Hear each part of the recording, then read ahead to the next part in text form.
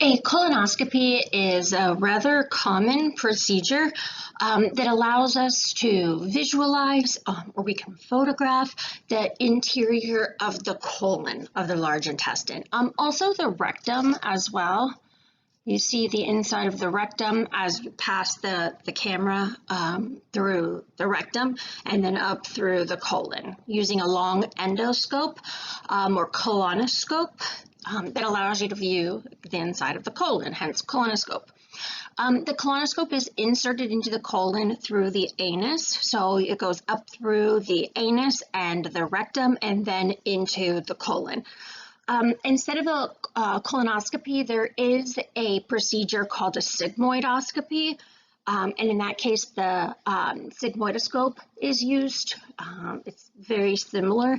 It's just that instead of viewing the entire inside of the colon, you're just viewing the sigmoid colon, so like the most distal part of the colon. So you're not having to go in as deep through as much of the colon, but you're not seeing as much of the colon as well. Tools can be passed through the scope in order to perform minor procedures during the colonoscopy. So the whole point of the colonoscopy is to view the inside of the colon. So for example, looking for precancerous polyps. If you see some sort of a lesion present, you can perform a biopsy in order to check for colon cancer. And then also you can remove polyps. Polyps are typically like precancerous. They can in time turn into colon cancer. So you can remove those polyps before they actually have a chance to turn into colon cancer. Most tumors of the large intestine actually occur in the rectum. So viewing of the rectum is of course important as you pass through into the colon. Colonoscopies are, again, they're pretty standard as we try and screen for colon cancer. So once patients are a certain age, they get regular colonoscopies. If there are polyps that are found, then they need to start getting them more frequently in order to, check for more polyps, remove polyps if possible, etc. But performing colonoscopies allows us to catch cancerous tissue and remove it before it actually becomes a problem. And this has allowed us to decrease the fatality of colon cancer by quite a bit because, again, we're able to catch it early or even before it becomes cancerous in some cases. Colitis is chronic inflammation of the colon, right? Itis is inflammation. So chronic inflammation of the colon. This inflammation of the colon that's chronic gives us a group of diseases that we call inflammatory bowel disease, right, or IBD. Examples of inflammatory bowel diseases include ulcerative colitis. Ulcerative colitis is when there's chronic inflammation of the colon, specifically like the inner lining of the colon, and this leads to little sores developing or little ulcerations that develop. Crohn's disease is also associated with chronic inflammation in the bowel. Both of these inflammatory bowel diseases make someone at an increased risk of developing colorectal cancer. The chronic inflammation and damage to the tissue can cause changes to the cells, and those cells can ultimately become cancerous cells. So there is an increased risk of colorectal cancer. So frequent screening is required in patients who have any sort of chronic inflammatory bowel disease. We treat these medications with dietary changes and lifestyle changes, as well as medications that are used to decrease the inflammation that's present. However, in some cases that end up progressing or being very severe, patients have to have surgery where part of the bowel is removed, and that's a colectomy. So removing part of the colon. This can be removal of the terminal ileum, like the very end of the small intestine, the colon itself, okay, multiple sections of the colon, the rectum, and or the anal canal. So there's all different types of colectomies, and it really just depends on the patient, how severe the damage is, and what area the damage is in. Because ulcerative colitis and Crohn's can affect different areas of the bowel. It's not the same in every patient. So if the patient has a full colectomy where we remove all of these structures all the way up to the very end of the ileum, if that's the case, if everything is removed, then the patient will have to have what's called an ileostomy.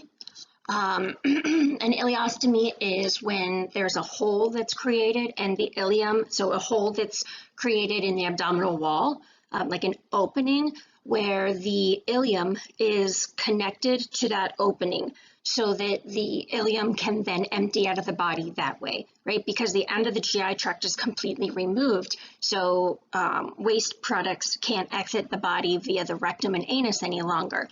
Instead, waste products will exit during or through this ileostomy, right? This hole in the anterolateral abdominal wall, and we hook up there's a drainage bag that gets hooked up to the ileostomy. And that's how wastes then leave the body, right? So the ileum then empties through a stoma, right, a hole that's present in the abdominal wall, into a pouch. Now that's if it's a complete removal of the distal portions of the GI tract. There are also partial colectomies that can be done. Right? So we don't have to remove the entire GI tract. Sometimes it's just the very distal portions.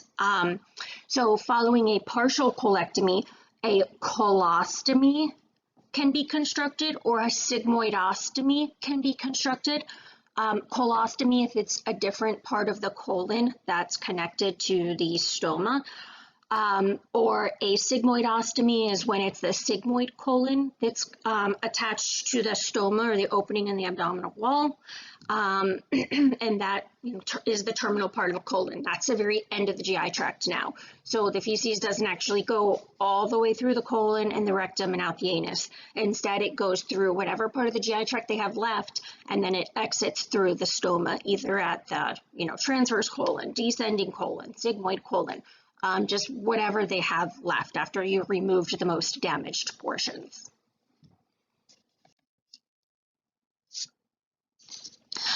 Here you can see just different examples of this.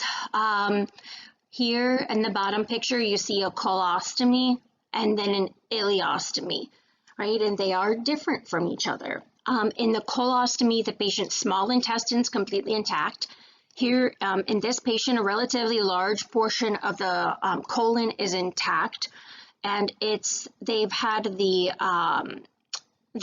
anus, the rectum, and the sigmoid colon removed, and now the descending colon is connected to a stoma, and you can see it's relatively solid waste that's being removed because all of the water, remember, is getting absorbed here in the ascending colon. So it's relatively solid waste that leaves the body via colostomy. Here in the ileostomy, though, that's very different. In the ileostomy, you'll see the anus, the rectum, sigmoid colon, the descending colon, transverse, ascending, all of that's been removed. And here, it's the small intestine, the ileum, that's actually leaving the body via the ileostomy, via the stoma, the opening. Well, in this case, we haven't had, the large intestine to have water reabsorbed and whatnot. So in this case, it's a really liquidy substance with some undigested food particles that are present in it that are getting released into the bag. Over here, you can just see all of the different types of colostomies that can be performed. And again, it just depends on what part of the intestine is most affected, what part needs to be removed, and depending on how much needs to be removed, we can repair the intestines in different ways. Again, this is just showing you again an ileostomy with the ileostomy pouch, collecting this kind of a liquid waste. Okay, so now we'll talk about the spleen. You see the spleen over here. It's a very, very blood-rich organ. The spleen sits within the peritoneum, so it's covered by the peritoneum. It's in the peritoneal cavity, and it's in the left upper quadrant of the abdomen. Posteriorly, it's associated with the 9th through 11th ribs. It's not actually right up against the ribs, though. It actually is up against the diaphragm. It sits up in the left dome of the diaphragm. So you've got like the spleen up against the diaphragm, and the diaphragm's up against the ribs. It rests on the left colic flexure inferiorly. So remember the colic flexure, we're talking about the colon when it flexes. So like the colon goes up, and we have the right colic flexure, and then the transverse colon goes over, and then we have the left colic flexure. So the left colic flexure is like right here, and then also it's got the stomach anteriorly.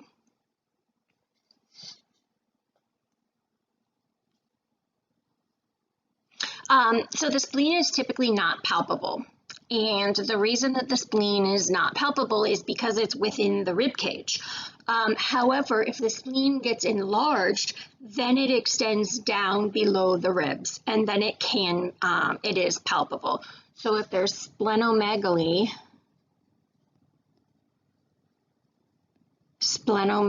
is like mega spleen, a big spleen. In that case, it can be palpated. The spleen is connected to the various other organs that are around it via a few ligaments, like thickenings of the omentum that form ligaments. It's connected to the greater curvature of the stomach via the gastrosplenic ligament, which gastro meaning stomach. Remember, the stomach has like this lesser curvature and then the greater curvature on the inferior side. So this is the gastrosplenic ligament you see here. That stretches like towards the greater curvature of the stomach. And you can see that there are some vessels that kind of are enclosed in this and stretch through this. For example, here you see the short gastric arteries, which remember go to the stomach. And the stomach isn't located like up high like this. I've just drawn the curvature there so you can see it. It's also connected to the left kidney via the splenorenal ligament. You can't see this in the picture. It's actually like behind what you're looking at. Remember the kidneys are retroperitoneal. They're back kind of behind the peritoneum, but connected to the hilum. The hilum is this indentation here. So connected to the medial aspect of the spleen at the hilum, back behind what you're looking at right here, is the splenorenal ligament. And again, there are some vessels that are going through that ligament, and the ligament just gives support to the vessels and some protection. There's also a splenocolic ligament right here, colic as in the colon.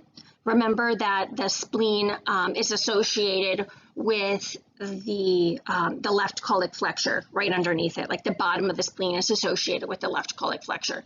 So the colon comes up, flexes, and then here it's going to flex down right there. So right here would be where the spleen would be connected to.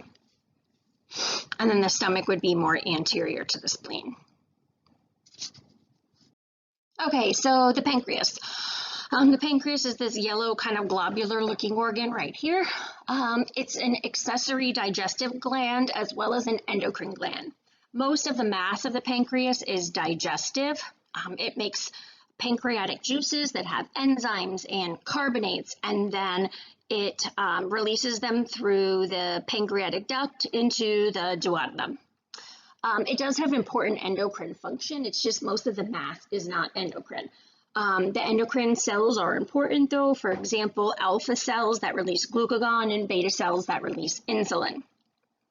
It's located retroperitoneally, so it's pretty posterior in the abdomen. It's back behind the peritoneal cavity. It extends transversely across the posterior abdominal wall. When we look at the pancreas, we can split it up into a head, neck, body, and tail. The head is obviously going to be the large rounded part that you see right here. The uncinate process is this process that you see, it kind of sticks out right that way at the very bottom of the head. Right over the process, the superior mesenteric artery and the superior mesenteric vein will run. So think about like the superior, or like as far as the veins go, you have the hepatic portal vein here, right? The splenic vein merges with the superior mesenteric vein, and that gives us this hepatic portal vein. So you can see the superior mesenteric vein, and then next to it, superior mesenteric artery crossing over the little process at the bottom.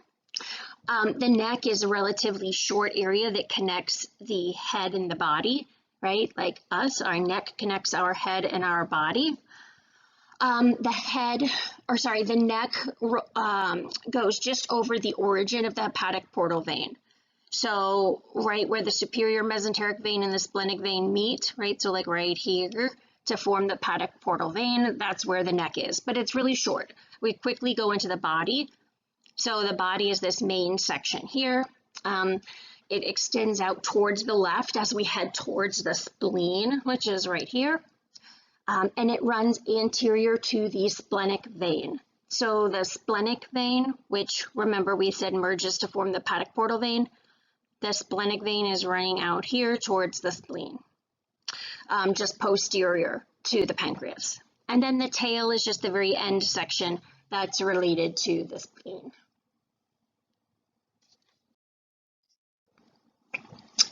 There are secretions that come from the liver and gallbladder and the pancreas that share the same opening or the same route into the duodenum. And when gastric contents, when chyme gets pushed from the stomach into the duodenum or duodenum, then that stimulates the release of bile from the gallbladder, right, and pancreatic juice from the pancreas into the duodenum. So the pancreas has this main pancreatic duct that comes down the center and then it drops down. This little section up top here is the accessory pancreatic duct. So the main pancreatic duct just comes and drops down at the end here. And you can see that it meets up with the bile duct, right? The common bile duct, which is this green line that's coming down from the gallbladder. So when we look at the bile ducts, the liver is up here, right? So these ducts right here, these two lines, these are the hepatic ducts. They're collecting bile from the liver. So the right hepatic duct and the left hepatic duct. They merge to form the common hepatic duct. The common hepatic duct you can see merges with what's called the cystic duct. Cystic is referring to the bladder, like cystitis is normally talking about when you have a bladder infection, but this is, remember, the gallbladder, so cystic duct coming from the gallbladder.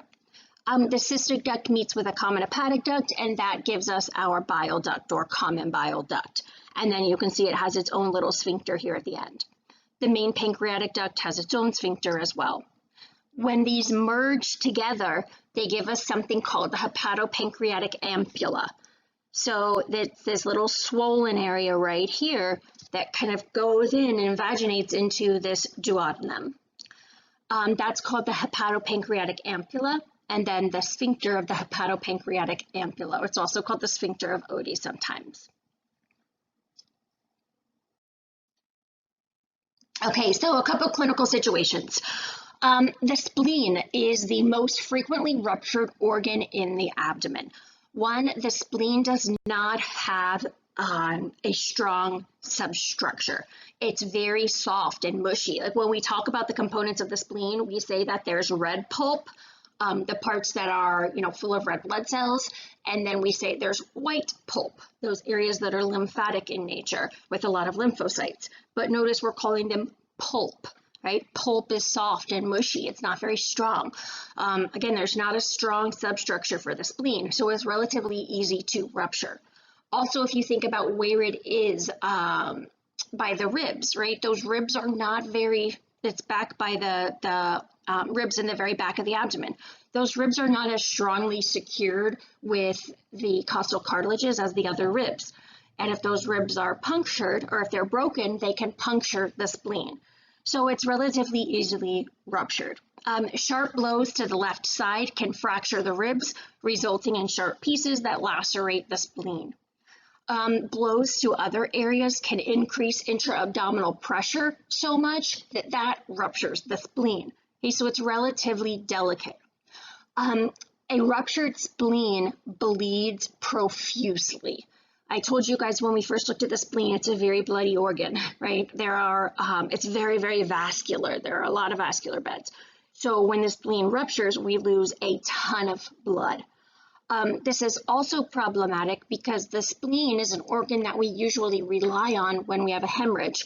When we bleed somewhere else, the spleen mobilizes, blood and platelets, and that helps counteract the bleeding. Well, when the spleen is the problem, it's not able to do this. So we have like a double assault as far as hemorrhage goes. So this can lead to shock relatively quickly. Also, repair of the spleen is difficult because it is so delicate that trying to repair it and stitch it up can result in just further tears and further bleeding. So when the spleen is ruptured, typically a splenectomy is performed. Splenectomy is a removal of the spleen, and this is done to prevent fatal hemorrhage. Splenectomy is not associated with serious, life-threatening side effects. So it's okay to remove the spleen, like the person can live, whereas the shock and hemorrhage is life-threatening. Patients are more susceptible to bacterial infections after having a splenectomy because it is related to the lymphatic system. There is a big lymphatic component to the spleen. So patients are more susceptible to infections. This is why when you look at like immunization guidelines, there's always like a subsection for patients who have had a splenectomy. And the guidelines for immunizations are a little bit more stringent in those patients. Splenomegaly, remember we said mega spleen, so splenomegaly is an enlarged spleen. Typically, this is due to some sort of disease process that's occurring. This can be granulocyte leukemia. Leukemia is like a largely increased leukocyte count. And again, I told you guys there was a big immune system component to the spleen, so that can result in splenomegaly. Chronic malaria, thalassemia can be associated with splenomegaly. This can also accompany hypertension as well. The spleen may be palpable when enlarged. Okay? Again, typically you can't palpate it because it sits, in the back of the abdomen underneath the rib cage. It's protected by the rib cage. But when it enlarges so much, it extends to where it's no longer protected by the rib cage, and you can actually palpate it here. It gets really big, like really, really big. A rupture of the pancreas. Sudden forceful compression of the abdomen can also rupture the pancreas. We said that really forceful compression that increases pressure in the abdomen can cause the spleen to rupture. Really forceful compression can also rupture the pancreas. The pancreas lies transversely across the vertebral column, and it can be compressed against it.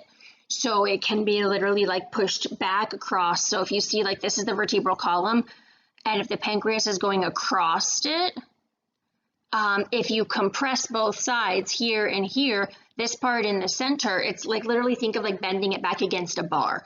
That can rupture the pancreas there where the vertebral column is. This results in tearing of the ducts and leaking of pancreatic juice. This is very dangerous because pancreatic juice has a ton of pancreatic enzymes, right? This pancreatic juice is meant for digestion. These enzymes are meant to digest our foods. There are proteolytic enzymes that digest proteins. There are enzymes that break down fats. There are enzymes that break down DNA and RNA. So when these get released into the abdominal cavity, they start digesting the tissues, and it's associated with severe pain as that occurs. think of it as like acid just burning. It's not acidic, it's actually basic. There's carbonates. But just think of that, like the way that acid would eat away at your tissues. That's what the proteolytic enzymes do. They just eat away at your tissues, and that's very painful. Pancreatic cancer is a cancer that has a very high fatality rate. The 5-year survival rate is very, very low for pancreatic cancer. Cancer can involve different parts of the pancreas. Cancers that involve the head of the pancreas often compress the bile ducts and the hepatopancreatic ampulla. Remember, the bile ducts bring bile from the liver and gallbladder. The hepatopancreatic ampulla is that little like opening that's right into the duodenum, where we have bile coming in and we have pancreatic juices coming in from the pancreas. So the head of the pancreas is like right in this area. So when cancer is present, there obviously that's an overgrowth of tissues that can compress that ampulla. That obstruction means that we can't release bile and pancreatic juices into the duodenum. Now, as far as the pancreas goes, remember the pancreas has the accessory pancreatic duct as well. So there's this like side route for pancreatic juices to leave, but there's not a side route for bile to leave. So the release of bile into the duodenum is blocked. So this results in retention of bile and enlargement of the gallbladder. This can also be associated with jaundice, right? Jaundice is a yellowing of the skin. And the reason for that is that bilirubin is cleared from the body via the bile, right? Bilirubin is generated when we break down our red blood cells, and that happens all the time.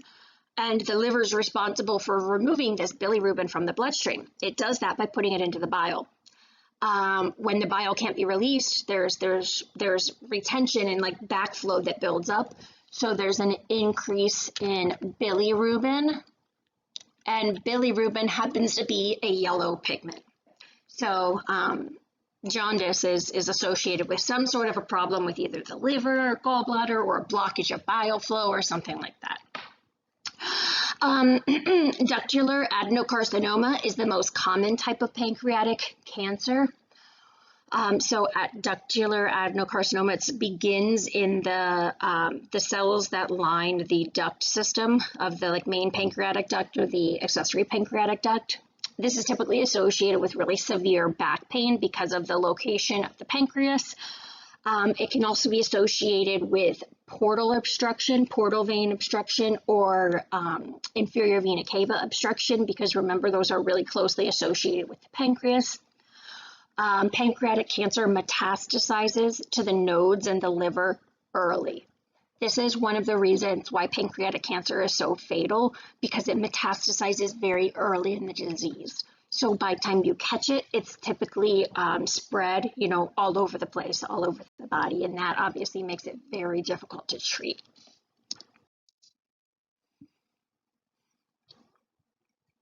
The liver is the largest organ we have there in the abdomen.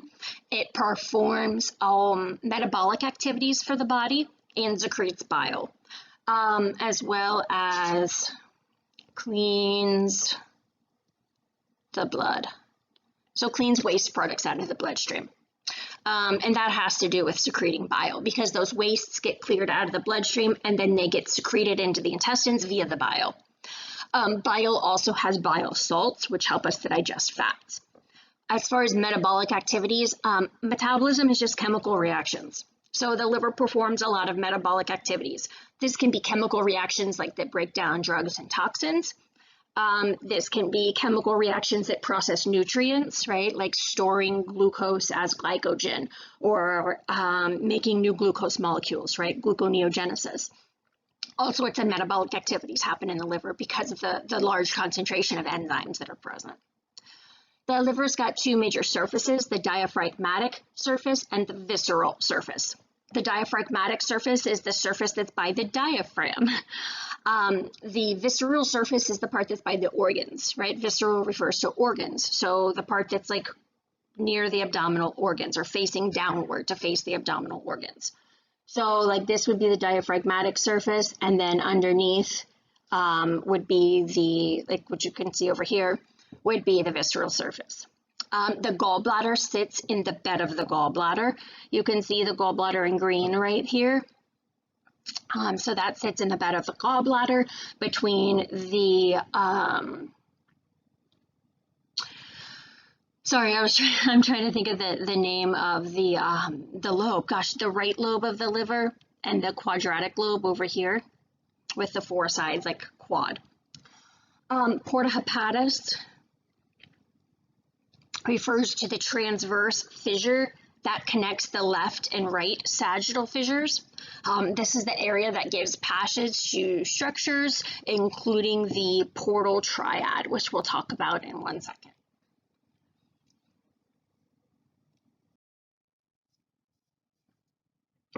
The liver is separated into 4 lobes: the right lobe, left lobe, caudate lobe, and quadrate lobe.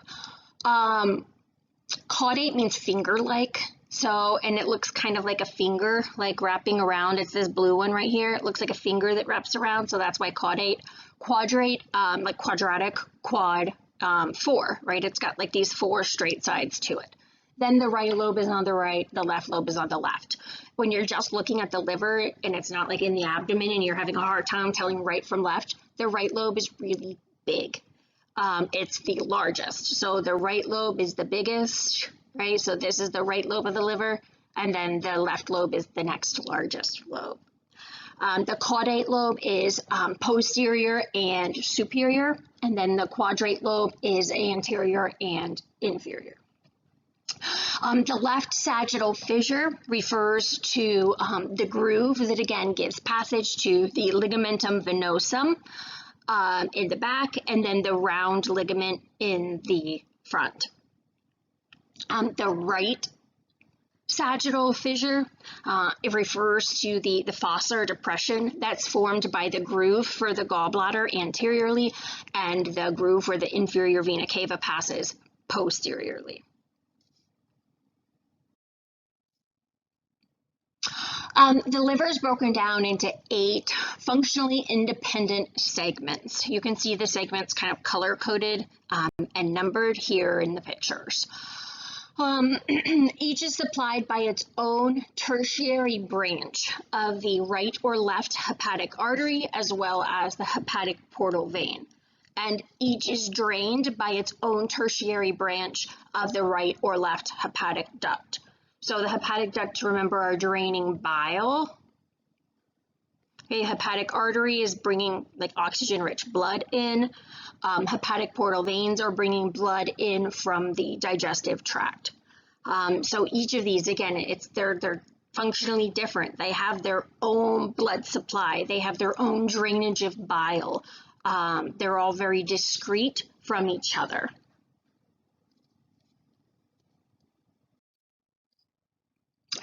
The liver sits in the right upper quadrant of the abdomen, so you can kind of see right here, if we divide the abdomen up, the right upper quadrant is right over here. It's protected by the thoracic cage and the diaphragm, as long as it's in its normal position and normal size. It's deep to ribs 7 to 11 on the right side, and then it crosses the midline towards the left nipple, which you can see here. The inferior border follows the right costal margin. So let me erase this. Follows the right costal margin like this, okay, on the right lateral side. During deep inspiration, the liver can be palpated due to the downward movement of the diaphragm and then the liver. So it sits like right up in the diaphragm like this. When we breathe in, right, really deeply, remember the diaphragm moves downward, right? The diaphragm gets pushed down to expand the volume of the lungs. Well, as the diaphragm gets pushed down, the liver gets pushed down too. So it can get pushed down a little bit below this inferior border or the costal margin. So you can actually push up and kind of palpate the liver in that moment. The liver is at its highest during full expiration when we breathe out, because the diaphragm is in its highest position at that point. right? Because the diaphragm goes up when we breathe out and down when we breathe in. So if you wanted to palpate the liver, you would just ask the patient for deep inspiration to breathe in really deeply. Over here, you can see hepatomegaly, right? Like mega, large, right? So a large liver. If the liver's enlarged, then you can palpate it even when the person is not, doing deep inspiration. Liver biopsy, when we take a section of the liver and we look at the cellular structure, in order to try and assess if there's cancer or something like that present. We can do a needle puncture biopsy, so you don't have to actually perform surgery to get a section of the liver. The needle puncture is made through the 10th intercostal space at the mid-axillary line. So you've got to remember back to your axillary lines. Remember, there's an anterior axillary line, like this is the arm, this is the body. Sorry. The arm, right, and then the body. So right along the very front of the underarm is the anterior axillary line. And then along the middle of the underarm is the mid-axillary line, and then along the back is the posterior axillary line. So if you just draw a line in the middle of the underarm down, that's the mid-axillary line. Go down to the 10th intercostal space, and then that's where the needle is inserted to obtain the sample of hepatic tissue or liver tissue. The patient should hold their breath in full expiration in order to lessen the chance of damaging the lung or contaminating the pleural cavity. So full expiration. When they breathe out, remember the lungs are at their highest point. So there's less of a chance that the lungs would be down in that area. Cirrhosis of the liver is when the liver cells, the hepatocytes, are destroyed and they get replaced by fibrous tissue. Fibrous tissue is just scar tissue.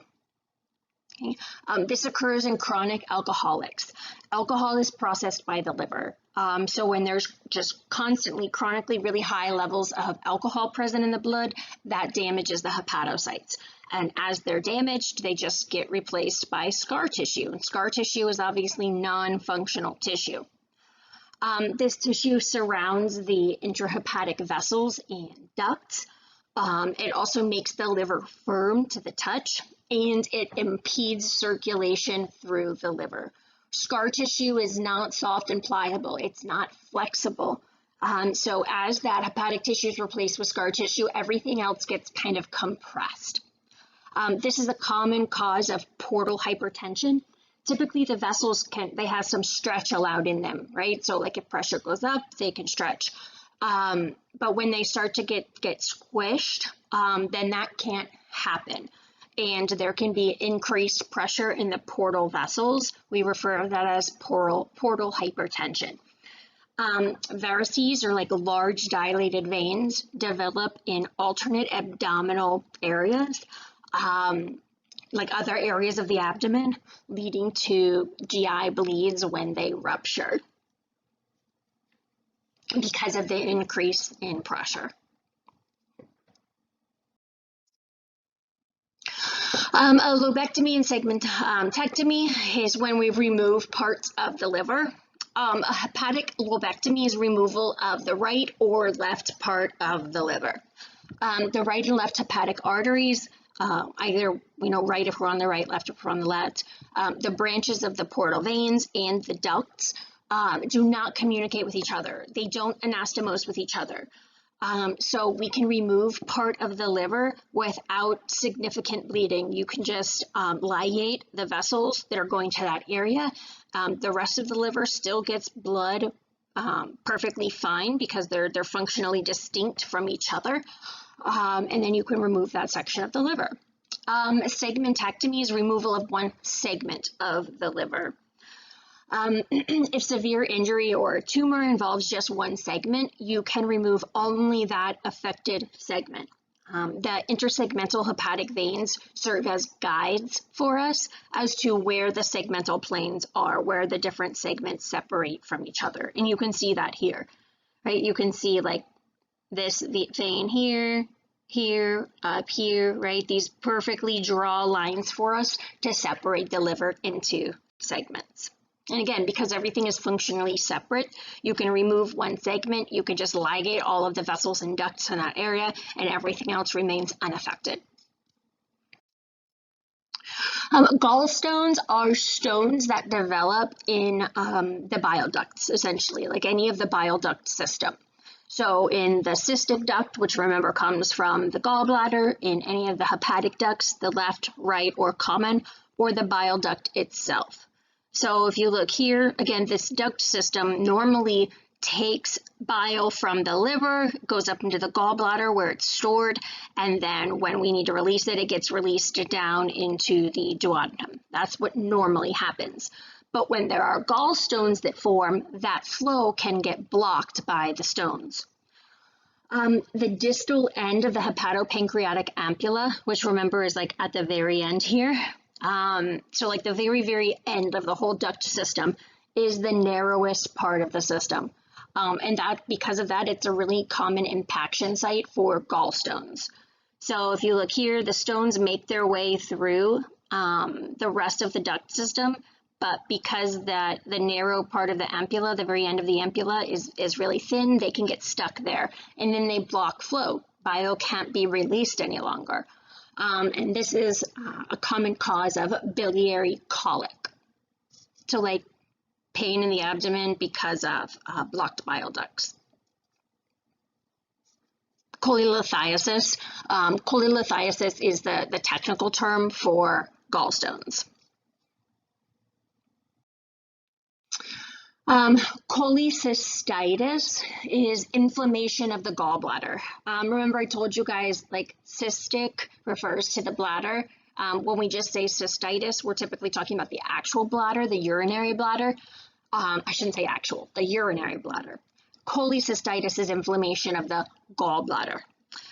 This can occur when a gallstone, like we just looked at, lodges in the cystic duct. The cystic duct is the one that typically drains bile from the gallbladder. So if a stone lodges in the cystic duct, bile can no longer be released from the gallbladder, and that can irritate the gallbladder. Again, this buildup of bile causes inflammation. The pain is typically epigastric initially, but then it progresses to the right hypochondriac area at about the 9th costal cartilage. So that's the progression. They'll say, oh, you know, my stomach was hurting right here, but now it's really sharp pain over on this area.